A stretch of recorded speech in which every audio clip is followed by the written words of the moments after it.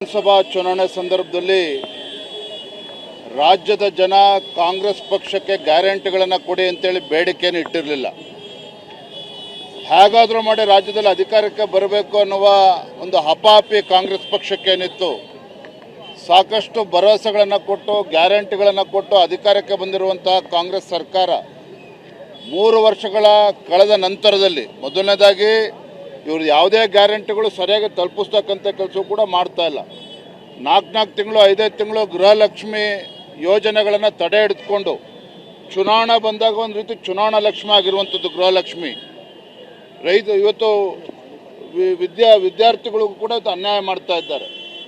ಈಗ ಗ್ಯಾರಂಟಿಗಳಿಂದ ಸರ್ಕಾರಕ್ಕೆ ಆರ್ಥಿಕ ಸಂಕಷ್ಟ ಪೆಟ್ಟು ಬಿದ್ದಂಥ ಸಂದರ್ಭದಲ್ಲಿ ಒಂದೊಂದಾಗಿ ನೆಪಗಳನ್ನು ಒಡ್ಡಿ ಈಗ ಗ್ಯಾರಂಟಿಗಳ ಫಲಾನುಭವಿಗಳೇನಿದ್ದಾರೆ ಆ ಸಂಖ್ಯೆಯನ್ನು ಲಕ್ಷ ಸಂಖ್ಯೆಯನ್ನು ಇಳಿಸ್ತಕ್ಕಂಥ ಒಂದು ದುಸ್ಸಾಹಸಕ್ಕೆ ಕಾಂಗ್ರೆಸ್ ಸರ್ಕಾರ ಕೈ ಹಾಕಿರುವಂಥದ್ದು ನೋಡಿ.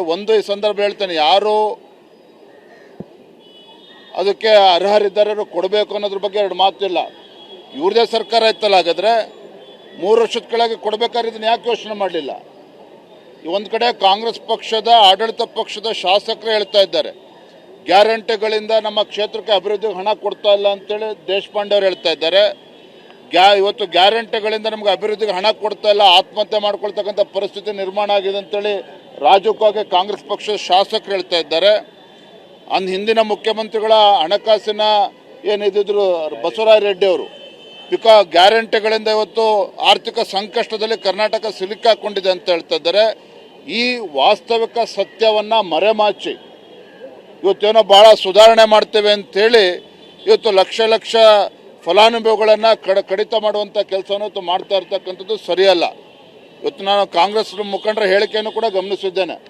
ಅನರ್ಹರಿಗೆ ಯಾಕೆ ಮತ್ತೆ ಚುನಾವಣೆ ಸಂದರ್ಭದಲ್ಲಿ ಹೇಳಬೇಕಿತ್ತಲ್ಲ, ಹಾಗಾದರೆ ಏನು ಮುಖಪುಟದಲ್ಲಿ ಜಾಹೀರಾತುಗಳನ್ನು ಕೊಡ್ತಾ ಇದ್ರಲ್ಲ, ಅರ್ಹರಿಗೆ ಮಾತ್ರ ನಾವು ಗ್ಯಾರಂಟಿಗಳನ್ನು ಕೊಡ್ತೇವೆ ಅಂತ ಹೇಳಬೇಕಿತ್ತು ಮುಂಚೆ.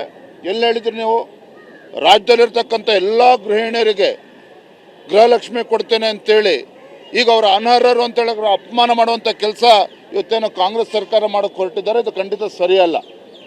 ಚುನಾವಣೆ ಸಂದರ್ಭ ಬಂದಾಗ ಹೇಳೋದೊಂದು, ಈಗ ಬೇರೆ ಧ್ವನಿಯನ್ನು ಬದಲಾವಣೆ ಮಾಡ್ತಾ ಇರ್ತಕ್ಕಂಥದ್ದು, ಕತ್ತರಿ ಆಗ್ತಕ್ಕಂಥ ಕೆಲಸ ಯೋಜನೆಯನ್ನು ಮಾಡಿಕೊಟ್ಟಿದ್ದಾರೆ.